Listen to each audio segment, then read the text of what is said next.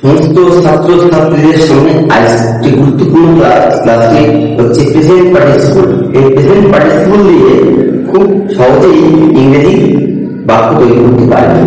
এখানে present participle হলো ভার্বের সঙ্গে আইএনজি যুক্ত করুন, ভার্ব প্লাস আইএনজি। এই ভার্ব এর সঙ্গে আইএনজি যুক্ত হয়ে অ্যাডজেক্টিভ প্রকাশ করবে, সেটাই হবে প্রেজেন্ট পার্টিসিপল। তাহলে দেখো কতগুলো খুব সুন্দর সুন্দর কয়েকটি সেন্টেন্স এখানে ইংরেজিতে লিখেছি। প্রথমে সেন্টেন্সটি লিখেছি, ঘুমন্ত শিশুটিকে জাগিও না।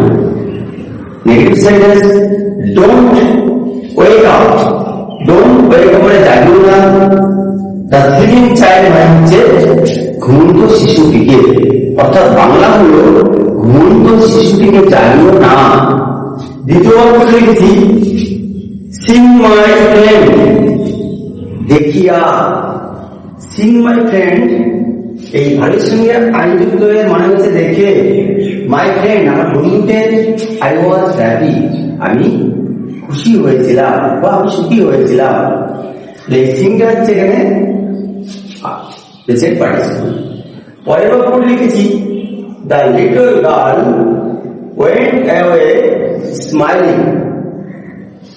ছোট্ট মেয়েটি ওয়েন্ট অ্যাওয়ে চলে গেল।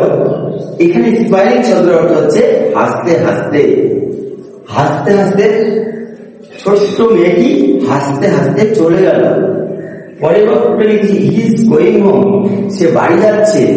এটা হচ্ছে প্রেজেন্ট কন্টিনিউয়াস টেন্স। এই গোয়িংটা হচ্ছে এখানে প্রেজেন্ট পার্টিসিপল। পরের বাক্যটা লিখেছি, I saw the man is playing with the children. I saw আমি দেখলাম, past indefinite tense. The man লোকটিকে, অর্থাৎ আমি লোকটিকে দেখলাম। ইজ প্লেইং মানে খেলা করছে।